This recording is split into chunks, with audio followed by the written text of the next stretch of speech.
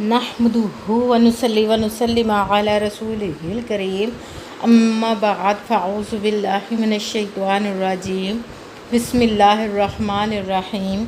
मेरे मुअज़्ज़ज़ सामाईन अकराम, अस्सलामु अलैकुम व रहमतुल्लाहि व बरकातुहू। मैं अपने रब कायनात से ये दुआ करती हूँ कि मेरे जितने भी सुनने वाले हैं, रब कायनात सबको सेहतमंद, तंदुरुस्त और लंबी ज़िंदगियाँ अता फ़रमाए। हम सब के हर मुश्किल परेशानियों तंग दस्तियों में मेरा रब कायनात हमारी मदद अता फ़रमाए।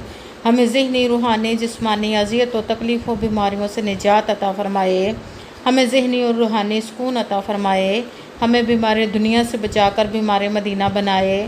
और जो हम सब के हक़ों में बेहतर है, मेरा रब कायनात हमारे लिए वो अता फ़रमाए। और जो हमारे हक़ों में बेहतर नहीं, उसका ख़्याल भी हम सब के दिलों से निकाल दे और हम सब को अपनी रज़ा पर राज़ी रहने वाला बना दे। आमीन सुमा आमीन। आज माशाल्लाह से माह मुहर्रमुल हराम की 30 तारीख़ आखिरी दिन और माह सफ़र का चाँद देख कर ये वजीफ़ा या मोहम्मद या वहाबू का पावरफुल पढ़ना है आप लोगों ने। आज मैं आप लोगों के लिए या मोहम्मद और या वहाबू का वजीफ़ा लेकर आई हूँ। ये बहुत ही ख़ास और पावरफुल वजीफ़ा है।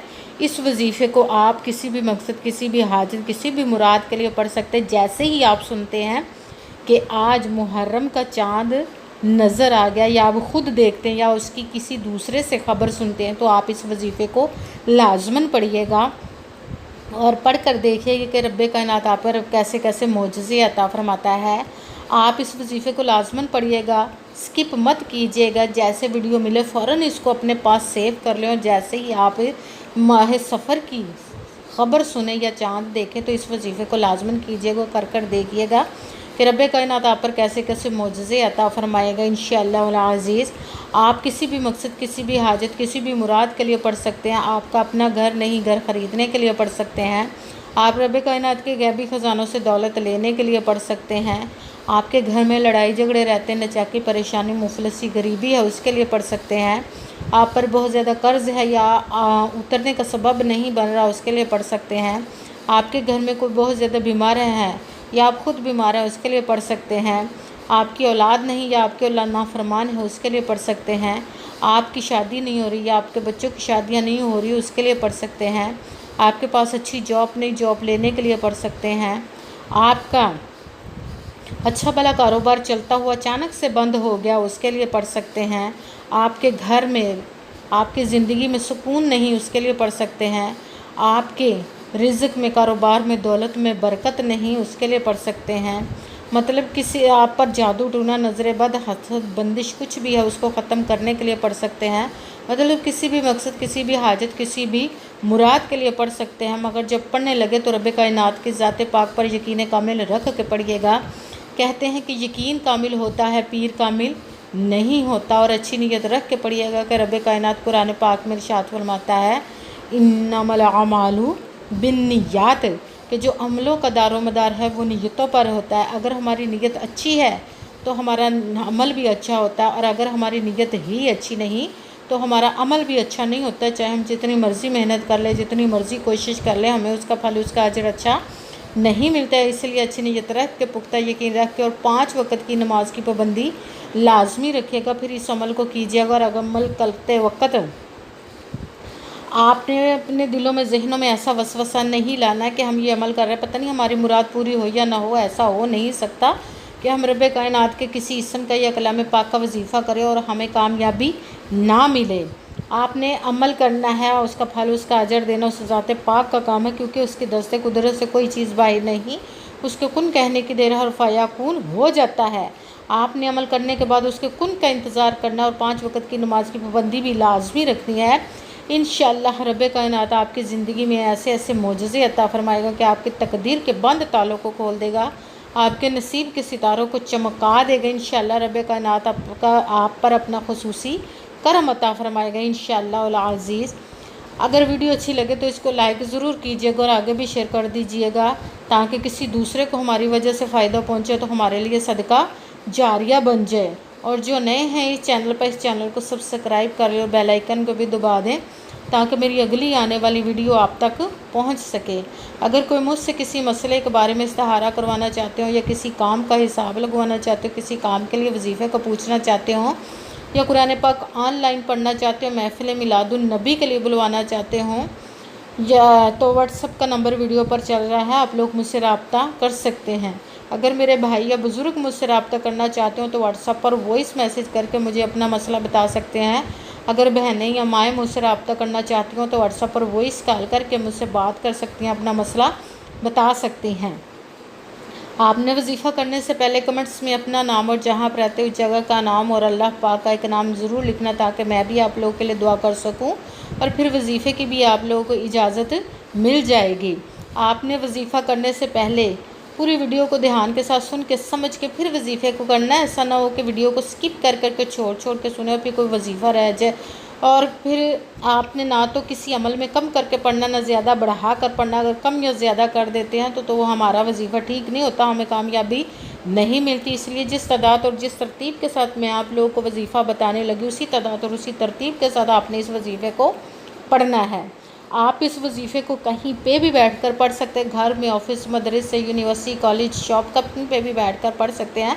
मगर जब पढ़ने लगे बिल्कुल खामोशी तवज्जो सुकून के साथ पढ़ना है कि वजीफ़े के दरमियान ना तो आपने किसी से बात करनी, ना उठना, ना फ़ोन इस्तेमाल करना है। अगर हम वजीफ़े के दरमियान किसी से बात कर लेते, उठ जाते, तो वो हमारा वजीफ़ा ठीक नहीं होता, हमें कामयाबी नहीं मिलती। इसीलिए मुकम्मल वजीफ़ा पढ़ने के बाद ही किसी से बात करनी है, या उठना या फ़ोन इस्तेमाल करना है। आप इस वजीफ़े को आज जब आपको माह सफ़र के चाँद की खबर मिले या आप चाँद को देखें, उस वक़्त आपने पढ़ना है। नमाज के साथ भी पढ़ सकते हैं, नमाज के अलावा भी पढ़ सकते हैं।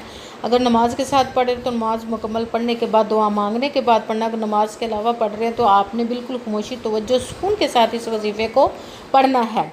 सबसे पहले आपने एक मरतबा दुरूद पाक पढ़ना है। कोई सा भी दुरूद पाक पढ़ सकते हैं, मगर दुरूद इब्राहिमी जो नमाज में पढ़ा जाता है वो वाला एक मरतबा दुरूद पाक पढ़ लें तो ज़्यादा बेहतर, वरना कोई सा भी दुरूद पाक आप पढ़ सकते हैं।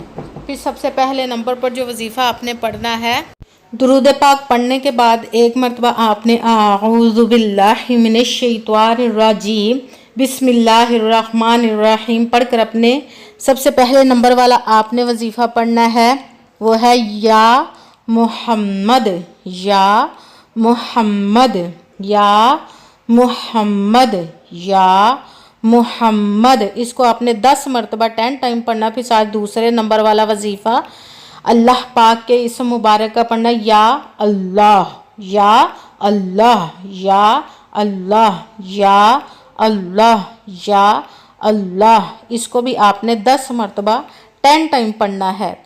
और फिर तीसरे नंबर पर जो वजीफ़ा पढ़ना है वो है या वहाबू, या वहाबू, या वहाबू, या वहाबू।